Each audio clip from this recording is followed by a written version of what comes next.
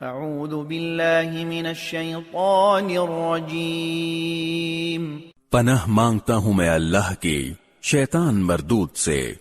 اولم يتفکروا فی انفسهم ما خلق اللہ السماوات والارض وما بینہما الا بالحق واجل مسمى وَإِنَّ كَثِيرًا مِّنَ النَّاسِ بِلِقَاءِ رَبِّهِمْ لَكَافِرُونَ۔